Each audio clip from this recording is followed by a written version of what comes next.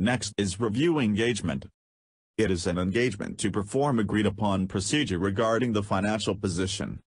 The auditor performs certain procedures concerning financial statements. The auditor shall then report to the entity of the actual finding with no certain assurance. The procedures are based on evidence which basically of an audit nature.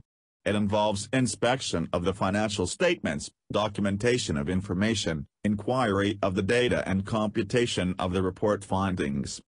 It is necessary for client and auditor to have a clear understanding to avoid confusion upon receiving the report. Thus, the auditor shall declare and report that there is no assurance for the findings and describe it in sufficient detail. Next is examination of prospective financial information. It is an estimation which can be in form of forecast or projection. Financial forecast is an expected entity's financial performance which are best estimated based on future event that the entity expected to take place. While financial projection is an expected entity's financial performance which are best estimated based on few hypothetical assumption. For these examination, the management responsible to prepare both forecast and projection. Every procedure of assumption are based on knowledge of business and refer appropriate evidence for financial statement. As for the report in assumptions are expressed in a negative form, while report on prospective financial information are expressed in a positive form.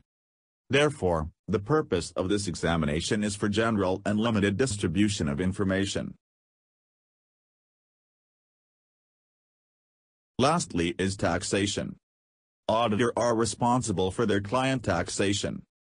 On behalf of the client, auditor are required to send forms to Inland Revenue Board of Malaysia for taxation purpose. The forms include Form CP204, Company Tax Estimation, Form C, Return Form of Company and the Tax Computation, Form R, Statement of Revised 108 Balance, Form E, Return of an Employer and Form E-A, Remuneration Statement for Private Employees. Auditor would also require to ask their client to prepare the tax planning. Auditor will also advise the client on the new changes of tax rate and the new incentive that are being implemented.